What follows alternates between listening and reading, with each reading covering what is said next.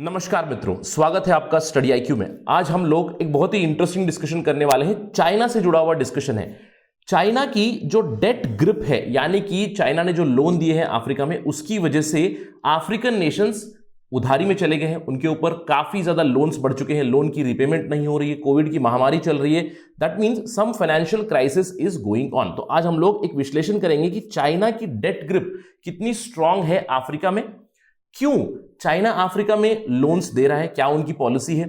अब सवाल यह उठता है कि चाइना अगर पैसे दे रहा है या फिर लोन दे रहा है तो कोई और इंस्टीट्यूशन दे रहे हैं या नहीं दे रहे हैं, ये भी बातें करेंगे। और at the end of discussion हम लोग एक वे फॉरवर्ड की बात करेंगे, किस तरह हम इन अफ्रीकन कंट्रीज को डेट ट्रैप या फिर डेट रिस्क से बचा सकते हैं। तो लेट्स बिगिन आवर डिस्कशन। लेकिन उससे पहले मैं हूं आपका दोस्त राहुल साईगांवकर। अगर आप मुझे फॉलो करना चाहते हो, you can follow me on the ID Rahul Sai 222।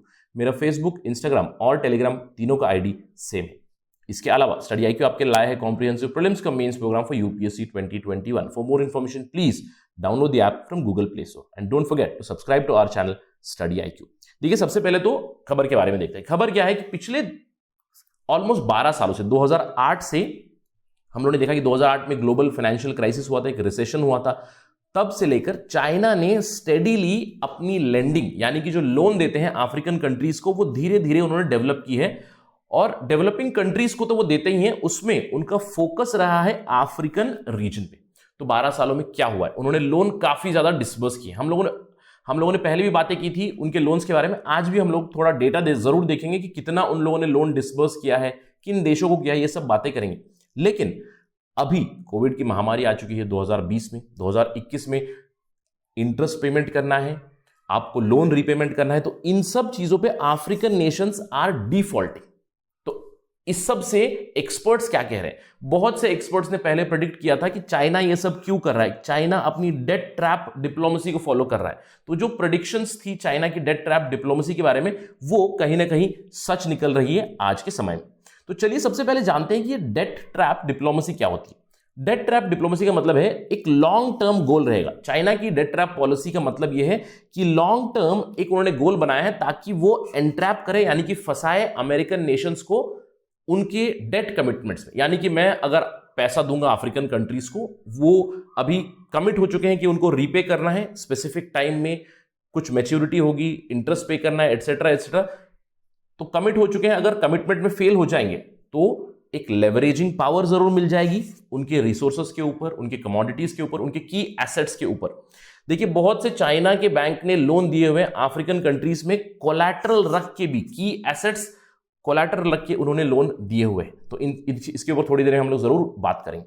तो कहीं ना कहीं आज खबर सही हो रही है कि चाइना का डेट ट्रैप डिप्लोमेसी चल रहा है। तो चलिए बात करते हैं इन्होंने अफ्रीका में क्या किया हुआ है।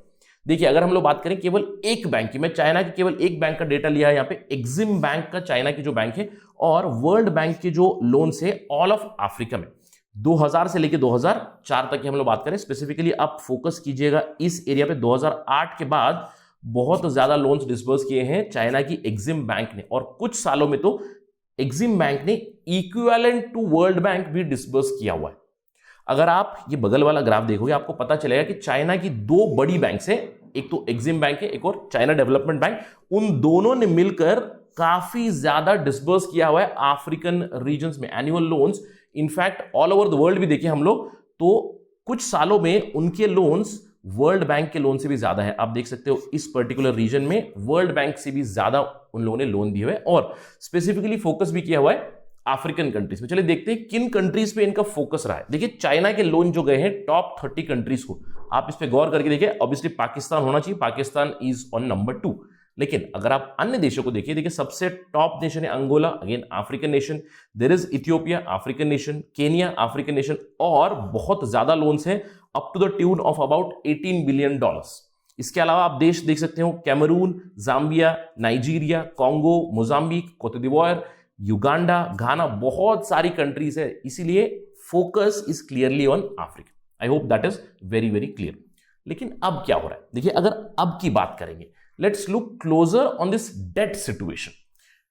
कितने कंट्रीज का डेट 25% उनके खुद के जीडीपी से भी ज्यादा है, मतलब चाइना का जो डेट है वो आप देख सकते हो, Djibouti is at number 1, Niger है और कॉन्गो, 3 अफ्रीकन कंट्रीज का इतना ज्यादा डेट है, more than 25% of their own GDP, right.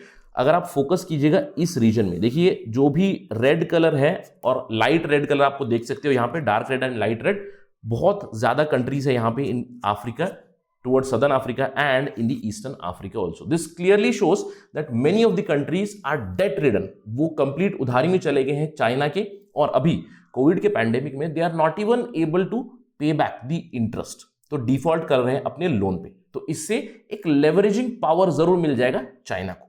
लेकिन अगर हम लोग देखें क्लोज 2020 को, एक क्लोजर लुक ले 2020 में क्या हो रहा है। 2020 में चाइना ने भी बहुत सारे डेट पेमेंट्स के ऊपर मोरेटोरियम लगा दिया, 6 महीने का इंटरेस्ट पेमेंट के ऊपर उन्होंने वेवर दिया है। बहुत सारे देशों के डेट रीस्ट्रक्चरिंग कर रहे हैं, कोविड की पैंडेमिक चल रही इसलिए। देखिए बहुत सारे कंट्रीज यहां पे मैंने लिस्ट किया हुआ है।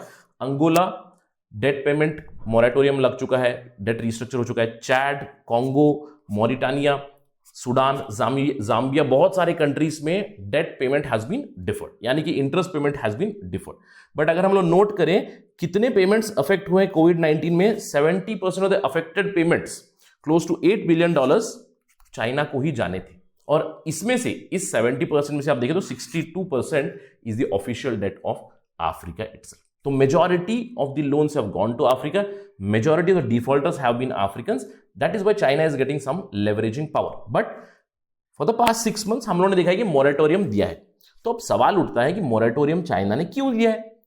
सबसे पहली चीज तो यह है कि moratorium why, because Chinese banks have adhered to G20's debt service suspension initiative.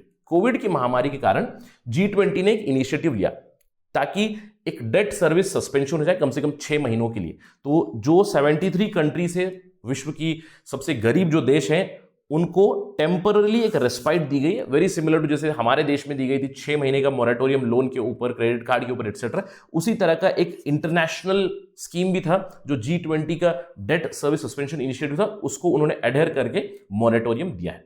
अब सवाल ये उठता है क्यों इतने ज्यादा चाइना से लोन जा रहे हैं। सबसे पहली चीज तो चाइना के पास पैसा है और चाइना अपनी डेट ट्रैप डिप्लोमेसी फॉलो कर रहा है, ये तो क्वाइट अंडरस्टैंडेबल। लेकिन अगर मेरे पास विकल्प है, देखिए अगर मैं एक देश हूं, if I want to get a loan, I can get it from China और किसी और जगह से लूंगा मैं, अगर कोई और बैंक है तो। लेकिन एक फेलियर जरूर हो चुका है।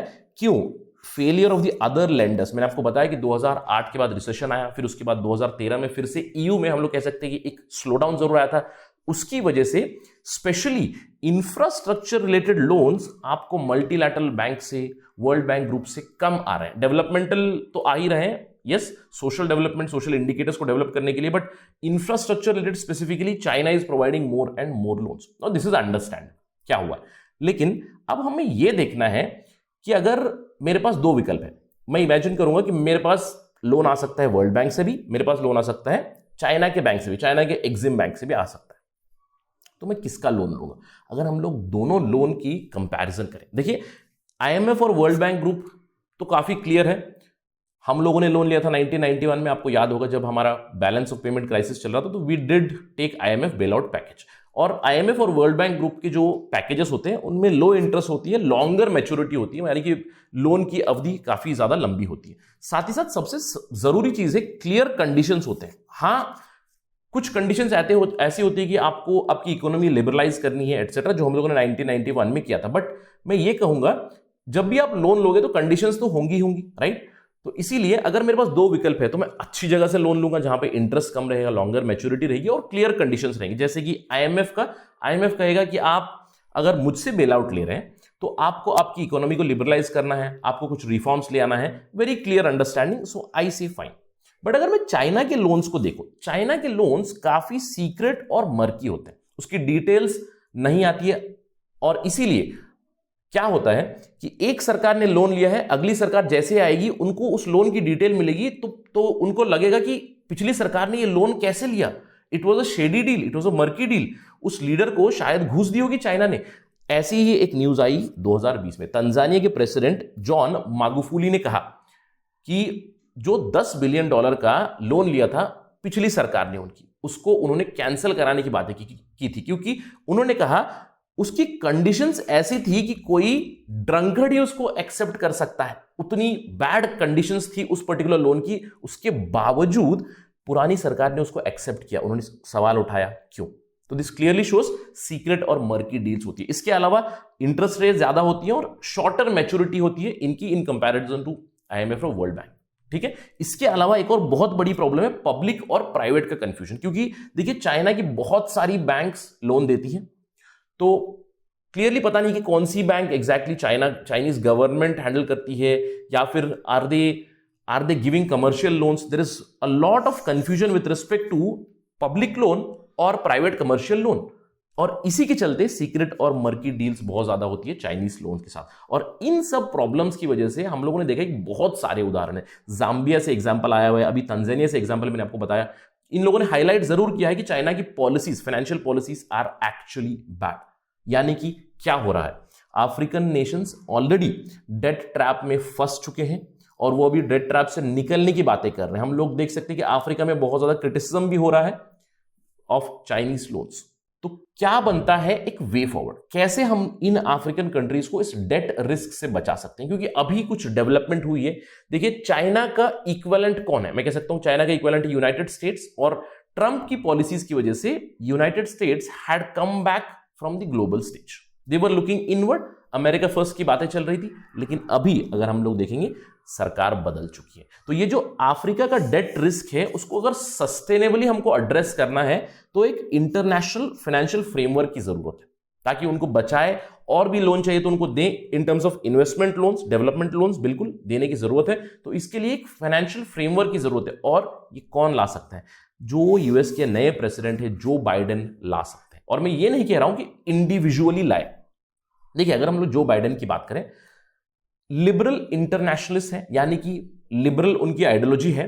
इसका मतलब यह है कि वो दूसरे देशों को भी साथ में लेके चलेंगे, यानी कि उनका भी फंडा वही है, सबका साथ सबका विकास वाला। तो probably he is going to bring all the countries together, and it is time जो उनकी नई प्रेसिडेंसी शुरू हुई है उसे वो शुरू कर सकते हैं एक डेमोक्रेटिक फ्रेमवर्क बना के, स्पेशली डेमोक्रेटिक फाइनेंशियल फ्रेमवर्क बना के, ताकि अफ्रीकन नेशंस को बचाए Chinese predatory policies, Chinese predatory lending के साथ। तो हम आशा करते हैं कि ये डेवलपमेंट जरूर हो जाए। अगर ये नहीं हुआ तो African countries are going to face a huge debt risk, जिससे चाइना को बहुत ज्यादा लेवरेजिंग पावर मिल सकता है।